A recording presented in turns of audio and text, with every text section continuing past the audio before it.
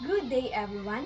After the trial of Rizal, we are going to discuss the death of Rizal at Bagong Bayan. Chapter 23, Martyrdom at Bagong Bayan. Huling 24 oras sa lupa ni Jose Rizal, naging abala siya sa pagtanggap ng mga bisita kasama na ang mga pareng Hiswita, Josephine Bracken at mga miyembro ng pamilya. Ang kabalitaan ng isang pahayagang Espanyol, ilang kaibigan at lihim niyang itinapos ang kanyang pahimakas. December 29, 1896, 6 a.m. in the morning, binasa kay Rizal ni Kapitan Rafael Dominguez na inatasan ni Gobernador General Camelo Falabella na namamahala sa mga paghahanda sa pagbitay ng kinondenang preso. Noong 7 a.m. in the morning, dinala si Rizal sa kapilya ng preso kung saan siya namalagi. Sa oras na 7:15 a.m., masayang ipinaalala ni Rizal kay Padre Vesa ang estatwa ng Sagradong Puso ni Jesus na inukit niya sa tulong ng kanyang lanseta nung siya ang estudyante ng Ateneo.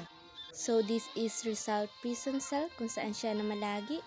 8 a.m. noong December 29, dumating si Padre Antonio Rosal para palitan si Padre Bisa. At noong 9 a.m. dumating naman si Padre Faura.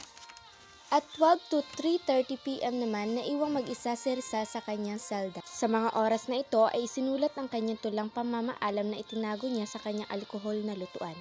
Isinulat din niya ang huling liham niya kay Professor Blumentritt, ang kanyang matalik na kaibigan sa salitang Aleman. 3:30 p.m., bumalik si Padre Balangkin sa Puerta Santiago para talakayin kay Rizal ang pagbawi niya sa mga ideyang anti-katoliko sa kanyang mga sulatin at pagsapi sa mga masonerya. This is the letter of Jose Rizal to Professor Blumentritt.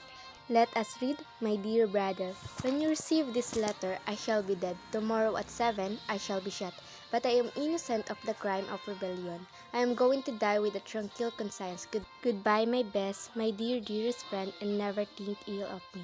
Port Santiago, December 29, 1896, signed by Dr. Jose Rizal. So this is the Me Ultimo Adios written by Jose Rizal as well. At the time of 4 p.m. December 29, 1896, dumating ang ina ni Rizal noong 4 ng hapon.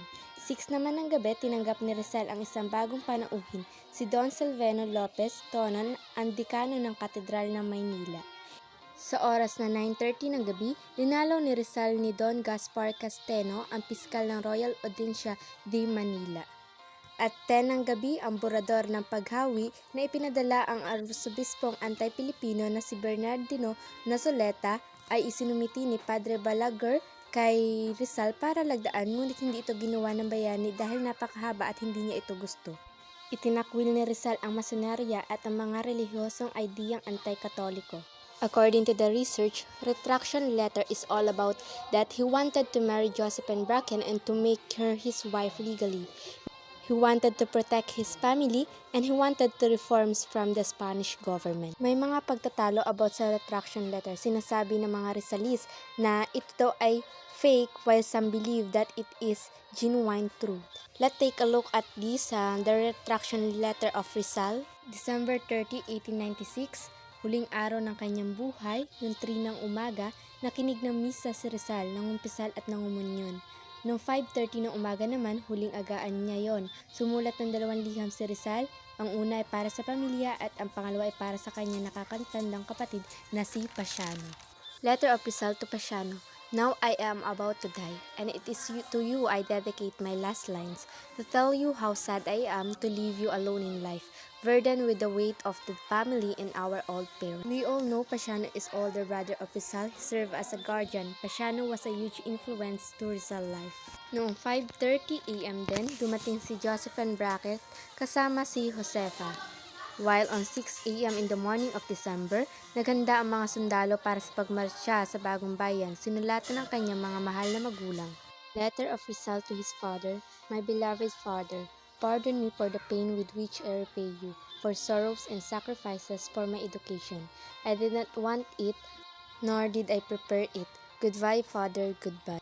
While this is the letter of Rizal to his mother, to my very dear mother, Señora Doña Chidora Alonso, 6 o'clock in the morning, December 30, 1896. 6:30 ng December 30, tumunog ang trompeta sa First sa Santiago, hudyat para simulan ang pagmarcha sa Bagong Bayan kung saan bibitayin si Rizal. Eleganteng tingnan si Rizal sa suot niyang itim na terno, itim na sombrero, itim na sapatos, puting polo at itim na korbata. Sa mahinang tunog ng tambol, tahimik at dahan-dahan silang nagmarcha. Dumaan sila sa makitid na tarangkahan ng Postigo, isa sa mga tarangkahan ng lungsod na may pader at narating nila ang Malikon, Bonifacio na walang katao-tao.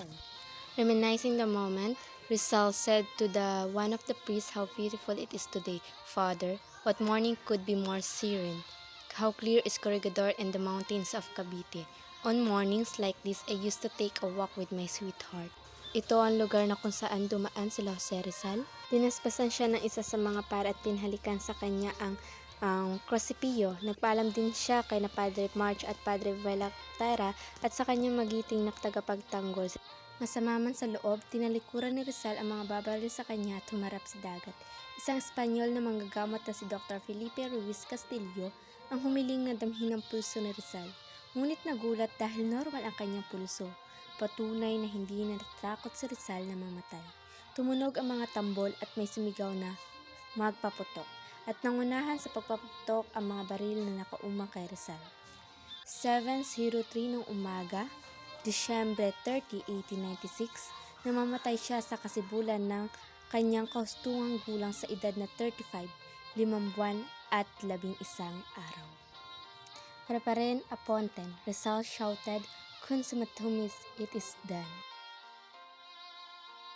Inilarawan ni Rizal ang kanyang pagkamatay sa kanyang pahimakas na tula, ikatlong taludtod. "I die just when I see the dawn break through the gloom of the night to herald the day, and if color is lacking my blood, thou shalt take, poured out at need for day seek, to die with its crimson the waking ray."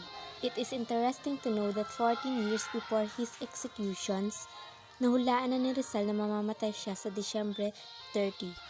"There can be no tyrants where there are no slaves." Pagkaraang mamatay ng isang bayaning martyr, ang mga Espanyol, mga residente, parayule, tuwalang opisyal ay nagsaya dahil si Rizal ang mahigpit nilang kaaway na kampyon sa pakikipaglaban para sa kasarilan ng Pilipinas ay wala na sa wakas.